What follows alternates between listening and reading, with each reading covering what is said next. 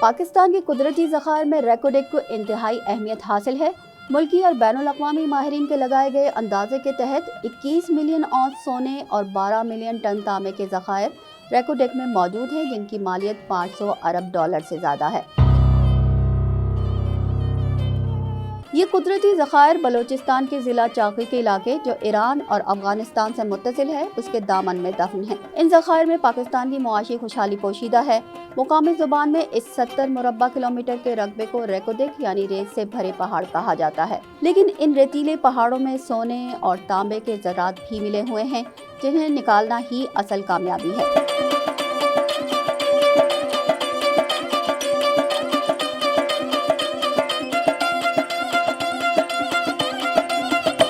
اس کے لیے سب سے پہلا معاہدہ 23 جولائی 1993 کو پاکستان اور آسٹریلوی کمپنی ٹی تھیان کے درمیان ہوا تھا۔ ٹی تھیان کو $3.3 ارب کی سرمایہ کاری کرنا تھی، جس سے سڑکیں، رہائش، مکانات اور دیگر انفراسٹرکچر کی تعمیر کے ساتھ ساتھ کان کنی شروع ہونا تھی۔ حاصل آمدنی میں ٹی تھیان کمپنی بغیر کسی سرمایہ کاری کے بلوچستان حکومت کو 25% دینے کی پابند تھی۔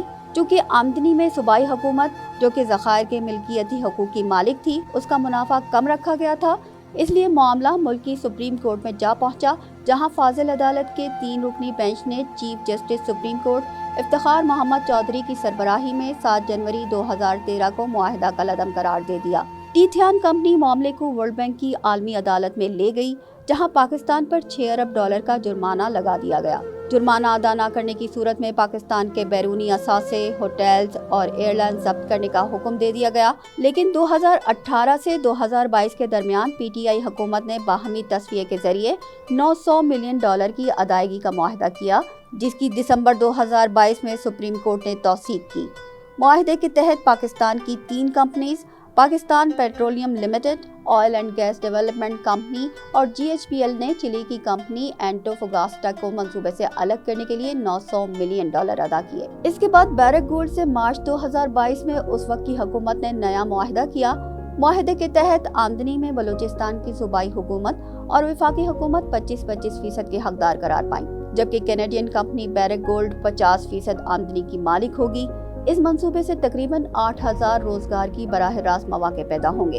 کینیڈین کمپنی بیرک گولڈ کو $10 ارب کی نئی سرمایہ کاری لانا تھی۔ اب یہ سرمایہ سعودی عربین پبلک انویسٹمنٹ فنڈ کے پاکستان اور بلوچستان حکومت کے شیئرز خریدے جانے سے آئے گا۔ سعودی عرب کا پی آئی ایف پوری دنیا میں معدنیات کے شعبے میں سرمایہ کاری کر رہا ہے۔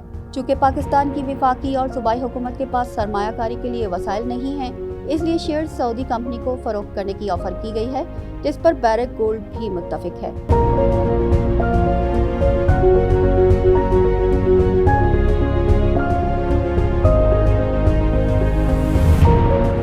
ریکوڈیک قدرتی ذخائر کے اعتبار سے ایک بڑا منصوبہ ہے۔ یہ چلی کے مشہور سونے کے بڑے ذخائر جیسا ہے۔ دنیا بھر میں 1352 سونے کی کانوں پر کام جاری ہے، جس میں سے 34 سونے کی کانیں چلی میں ہی موجود ہیں۔